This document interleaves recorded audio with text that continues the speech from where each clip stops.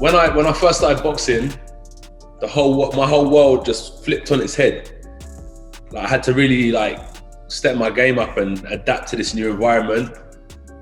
And then, so imagine I'm upside down now, and the whole world's moving at 100 miles an hour, so it's a bit of a whirlwind. And then with the pandemic, the whole world flipped on its head, which gave me a chance to now look up again. So I flipped on my head when I first started boxing. Then during the pandemic, where the world's flipped on its head, it's allowed me to resurface again.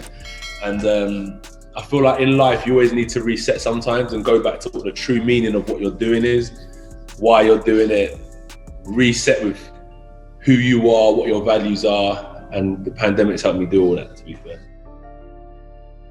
We've expanded the team. I've expanded my own knowledge. I studied the game. Like, when I got into boxing, it was a bit of a whirlwind, like moving at 100 miles an hour. And even with the way the world is now, with social media and stuff, the world's moving at 100 miles an hour, so you're going at a fast pace. So I've always been trying to slow things down, and with the pandemic, I've been able to slow things down. So like around, after the Ruiz 2 fight, just before then I made a lot of changes, and during the pandemic, I've been able to keep on pushing towards making changes, and I feel good. I'm confident. I took an L, I bounced back, but they do say every boss takes a loss, and it's part of winning. It's just part of winning, and we're here now, so I've got to defend these belts again.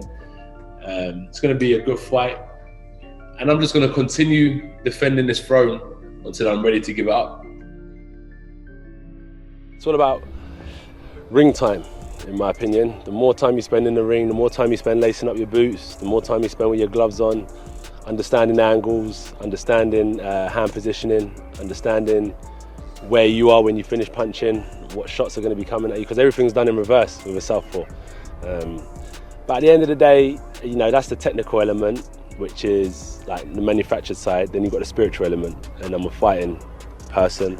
I pray, meditate, vision, train my mind, and that will get me a long way of the way as well. So mixed together with the technical ability and with the God-given talent and stuff like that, even though I'm fighting a southpaw, I should be able to find out ways and see gaps to exploit each of my opponents, whether they're orthodox fighters or southpaws. We'll talk about Usyk. How's the mental approach going towards fighting a southpaw of Usyk's caliber, what he's done as an amateur and as a cruiserweight? What's the mindset there? So what he's done as a cruiserweight, the Archie Moore come up from light heavy to heavyweight, fought some of the great fighters. All boxers can move up weight. Some fighters kind of say, I feel better at the bigger weight, I carry more power, I feel fresher. Do you know what I mean? He's not having to make weight. So I've kind of, in my mind, I've removed the conversation about this is the heavyweight and he's a cruiserweight. I get that, but I like to challenge myself. So I said, let's remove that out of the way and let's look at where I am at skill-wise, technical-wise, because I've got what I already have anyway, the strength, I've got that. Since I come in boxing in 2008, I kind of had a rapid rise, and that's maybe due to the fact of sheer strength. Mental strength and heart. Sheer size and heart, taking on massive challenges early on. Now, with that being said, with Usyk, it's another great champion, great fighter, and I don't really fold under pressure. No, not at all. This is fun. This is deep practice. Rate all my opponents. I rate all my opponents. He's good, and that's all I can really say. But it's all about the final bell and whose hands are raised at the end, and that will prove who's the best. You don't bring me nothing that I ain't seen before. 2 hands, 2 legs, and a brain. That's it, and a bit of heart. So yeah, let's get it on.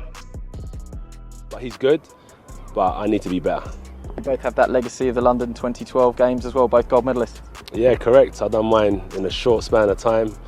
From the day I walked into the gym to get into the Olympics and winning, like 3.5 years. He's got had a long, vast amateur career. He got a gold as well, and we've both been on the same trajectory as professionals, and it just shows that the hustlers always meet at the top, right? They say the cream always rises to the top, and that's why we're going to be competing here in this phenomenal stadium. He's a great challenger for the heavyweight titles, even though he's cruiserweight champion. But he's a great challenger for the heavyweight titles, and I'm looking to do a good job, handle business, because I have my eyes set on other things. So when I get into the ring, September 25th, this is time to practice everything I know. So I'm rather experienced now, and you have to go through a lot of trials and tribulations. And I said it yesterday on my Snapchat. I just said, like, you know, I asked God for strength, and He gave me battles. And, like, you know, when I pray for strength, I want to fight the Usyks. I want to fight the champions, because that's where you find out how strong you really are. So for me, it's like, bring it on. I cherish that. I'm not asking for strength and then just want it easy.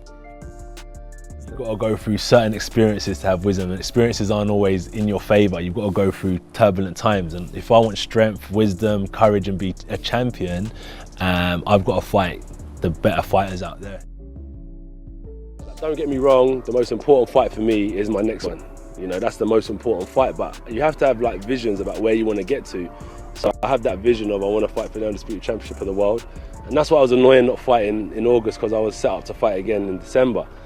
But now it's been pushed back and stuff like that. But when the time's right, everything will happen in divine timing.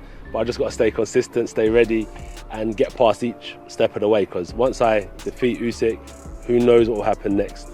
Will I fight Fury? Will I fight Wilder? Will I fight Dylan? Will I fight Ruiz? Will I fight Ortiz? Will I fight this person? Who knows what will happen? So for me, I just got to stay on track, stay on course, and make sure I just get ready for each fight along the way, but have that long-term plan. With or without Usyk in my life, I'm going to fight Fury. Let's put it that way. You know, Usyk's not the end all and be all. Usyk doesn't determine that fight. That fight has to happen. It's a big fight, bigger than boxing, bigger than the belts. So yeah, it will happen. And I would say after I fight my Usyk fight and defend my belts, and hopefully the world's back to normal, you know, these vaccine organizations and charities that are helping with the spread of COVID vaccines is going to be a good thing, and the world should be back to normal. This fight is going to be absolutely bigger, better than what it would have been in a few weeks. I'm 100% confident I'll fight him and I'll win. I was actually preparing, I was in training, and then boom, they cancelled. So on my end, I stay ready, I fight them all. I'm a throwback fighter.